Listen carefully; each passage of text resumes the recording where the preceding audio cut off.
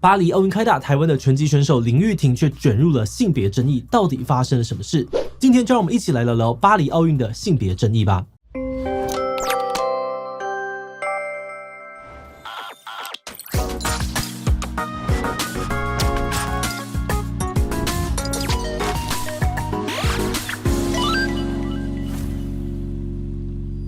Hello， 大家好，我是志奇。本届巴黎奥运，台湾拳击代表团表现亮眼，强势的拿下3面奖牌。尤其台湾拳后林玉婷呢，目前已经确定进入金牌战。不过，早在7月底开始呢，国际新闻的焦点就不是他们的表现，还针对林玉婷的性别闹得沸沸扬扬。包含了英国作家 J.K. 罗琳、美国首富马斯克、总统候选人川普都出面抨击表态，而台湾很多网友也不甘示弱，跑去 X 上面积极的为林玉婷发声。随着事件越演越烈，这整起争议也上升到了国际奥委会、国际拳击协会2大组织之间。有人觉得这是一场政治斗争，也有人说让林玉婷参加比赛根本就不公平。为什么他们会这样说？谁的说法比较合理？今天就让我们一起来讨论看看吧。不过在开始今天讨论之前，先让我们进入工商服务时间。志奇，你听过这首歌吗？没有这是什么？听说这是前阵子抖音很流行的歌，连小朋友都会跳。哇，我现在的小孩流行我跟不太上，而且我觉得很多的小孩他们会不会看短影音，还有这个玩手机的时间都比大人还要多啊？有点担心会不会有手机成瘾。对啊，那怎么办？你需要的是盲狗狗数位教养组。全新绘本为什么不能玩手机？让爸妈透过生动的故事教导小朋友，一直玩手机有什么不好，建立使用手机的正确观念。另外还有卡牌游戏，今天玩什么？里面呢有超多有趣的任务小卡，像是碰指尖、猜味道、飘飘挑战等等，简单又好玩。对于忙碌的爸妈来说，难免会用3C 让自己偶尔能够喘口气，但建立起健康的3C 观念，提高陪伴孩子的品质，就能够避免3C 成瘾的风险。心动的话，赶快点击资讯的连结，了解更多吧。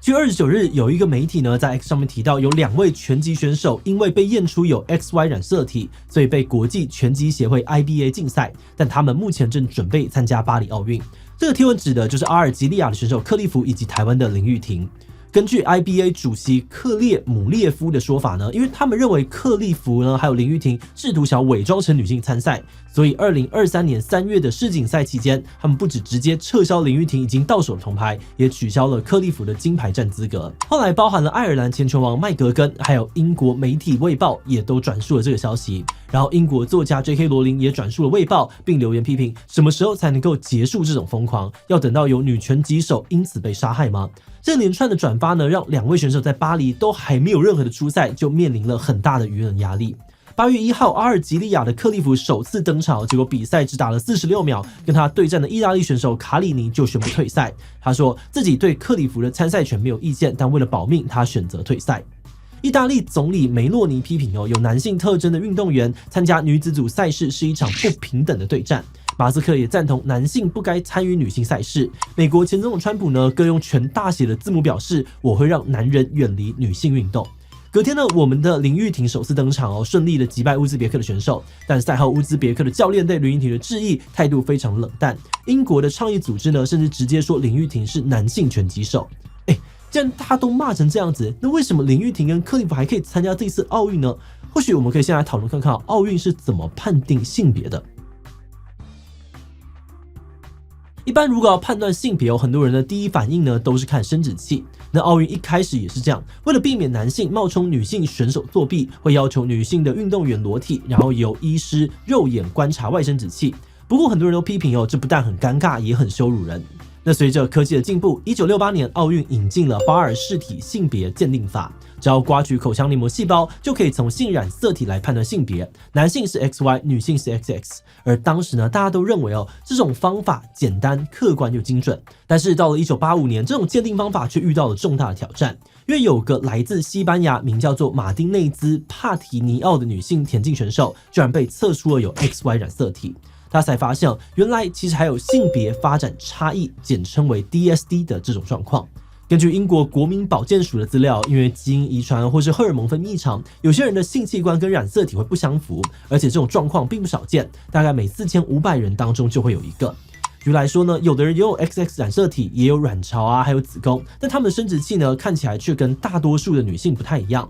可能是阴蒂更加的发达，或是阴道根本没有开口。而有些人呢，可能有 XY 染色体，但生殖器看起来就像大多数的女生。部分人可能会有子宫，也可能会有睾丸在身体里面。而有的人呢，甚至可能会有不规则的月经。那也因为 DSD 的种类非常的多元哦，所以实务上面如果只用染色体或性器官就要来判定一个人的生理性别，可能也不一定准确。那根据 IOC 的公开说法，目前关于选手的性别，他们是以护照上面的性别，再加上其他官方文件还有医疗记录来判断。他们强调，林玉婷和克里夫呢，从出生就是女性，被当作女性抚养长大，拥有女性护照，还作为女性参加了很多年的比赛。IBA 在没有客观证据的情况之下就剥夺参赛权，才是有问题的一方。而这样的说法呢，也意外的让很多人注意到了两大组织之间的恩怨情仇。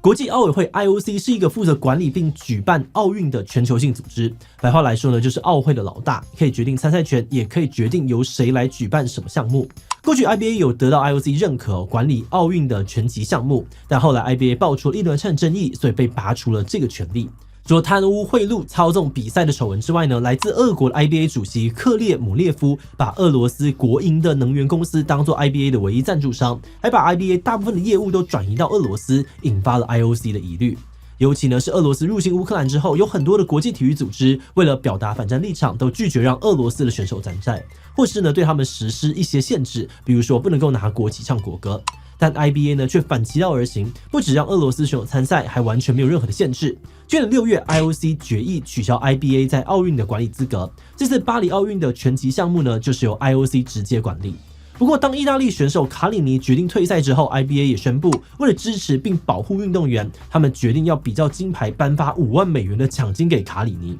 有人认为这种种的迹象都显示，这一次的性别争议其实只是 IBA 想要挟运报复，干扰巴黎奥运的进行。因为相关的争议越演越烈，8月5号 IBA 决定召开记者会说明回应。根据中央社的报道呢，在记者会当中IBA 主席不仅大力的批评奥运开幕式，也用我们不能讲出来不然会黄标的词汇来攻击 IOC 主席巴赫。他强调自己的 IBA 才是民主透明的组织。反观 IOC 只基于护照资讯就认定选手的性别，完全是不顾选手安全跟公平。不过有记者询问性别检测结果的证据时， IBA 表示他们有收到阿尔及利亚以及台湾拳击协会的信件，要求 IBA 不能够公开选手的检验资料。至于他们为什么会这样子要求 IBA， 叫大家自行体会。同时呢 ，IBA 也呼吁林玉婷跟克里夫应该要自己公布检验结果，证明自己是女性。有记者又提问如果早在2022年2位选手的检测就有问题，为何是等到2023年世锦赛比到一半时才撤销资格跟奖牌？而 IBA 主席呢，先回应一切都以 IBA 规则为准，突然又接着说中国是我最爱的国家，而台湾是中国的一部分，我很常去。这个回复让很多在场人都傻眼，时代杂志评论记者会一片混乱，包含了纽约时报、德国之声等等各大媒体的记者也在社群上面集体抱怨这场记者会根本是闹剧。而会后呢，中华民国拳击协会发出声明反驳，表示他们并没有跟 IBA 联系，也没有提出任何的要求。不过虽然有不少人觉得 IBA 这场记者会非常的糟糕，但一直到现在还是有蛮多外国的舆论认为，让林玉婷参赛真的是非常不公平。反对的人认为呢，像林玉婷这样子疑似 DSD 的选手，可能有比较高的睾固酮或者其他的生理因素，导致他们的力量、耐力或速度可能具有相对的优势，所以不应该让他们跟一般的女性选手比赛，不然会影响到公平性。而且像是橄榄球或是拳击这种会频繁接触的运动 ，DSD 女性的生理优势呢，可能还会对其他的女性选手造成生命安全的威胁。像是 J.K. 罗琳就发文说，有 DSD 的人无法改变他们出生的方式，但他们可以选择不作弊，他们可以选择不从女性那里获得奖牌，他们可以选择不造成伤害。但有很多人提出反驳。首先，这次巴黎奥运的拳击项目呢，只有禁止跨性别女性参赛，而林玉婷跟克里夫呢，从小到大都是用女性的身份生活，不是跨性别，所以完全符合规定。再来是有人批评目前并没有任何公开且具有信服力的证据能够证实两人就是 DSD， 但却有一堆人胡乱指控，要求女性必须证实自己是女性，真的很荒谬。这一派的立场批评呢，那些质疑者才是真正伤害女性运动员、让比赛不公平的罪魁祸首。此外，也有人认为退一万步说，假设林玉婷真的有 DSD， 也不能够直接说她就会影响到比赛的安全跟公平。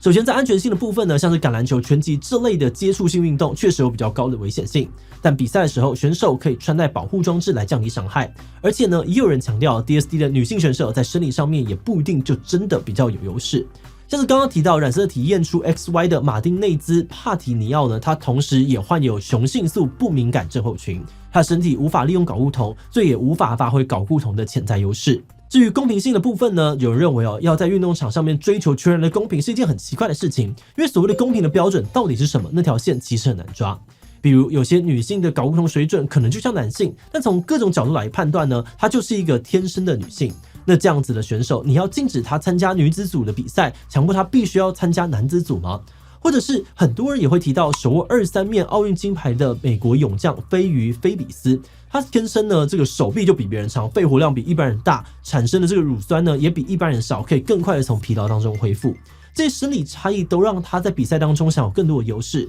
但为什么没有人限制他参赛？对于其他人来说，限制这样子的选手参赛，理论上面应该比较公平，但对于菲比斯来说，因为生理条件被禁赛，却反而才是不公平。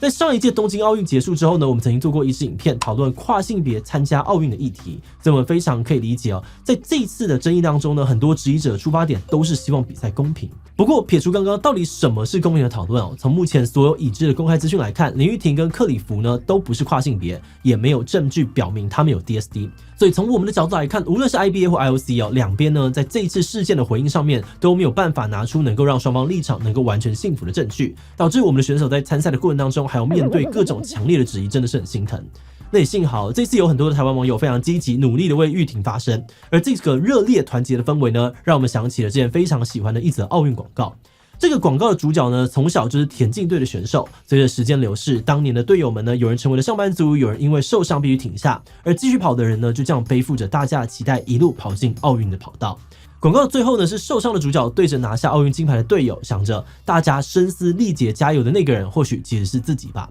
讲到这个广告的同时呢，我们觉得或许正是因为林玉婷的遭遇对很多台湾人来说真的太熟悉了。从小我们就面对各种的逆境或者威胁，但台湾并没有选择一路退让，而是努力的强大自己，证明自己的价值。但当我们好不容易靠着努力站到国际舞台，却还是常常被排挤。所以我们不只用力的帮台湾选手加油呐喊，希望他们能够让世界看到台湾。看到林玉婷被国际霸凌的时候，大家也非常的气愤，想要帮她出口气。不过当我们看到有些人会发照片说林玉婷长得很清秀，强调这一看就是女生的时候，心里面偶尔也会冒冷汗。因为我们担心这样的说法呢，可能反而会更加的强化女生就是应该长怎样的刻板印象，导致传统上面看起来并不那么女生的女生处境更加的辛苦。那无论如何，我们都非常感谢玉婷一路以来的努力，你的自信跟成就激励了很多人，真的谢谢也辛苦你了。8月11日星期天凌晨3点半的金牌战，就让我们一起为玉婷加油吧。好的，那最后我们也想来问大家，你有看这次的奥运比赛吗？有啊，当然要为台湾的选手加油。B 没有，我在赛不看呢，就是对选手最大的支持。C 没有，我没有在看奥运。D 其他留言分享你的想法吧。最后，如果你喜欢今天的影片，欢迎分享出去，让更多人知道奥运性别正义。此外呢，也可以点击这个地方看看奥运跨性别以及 JK 罗琳被抵制。那么今天的这一期就到这边告一段落，我们就明晚再见喽。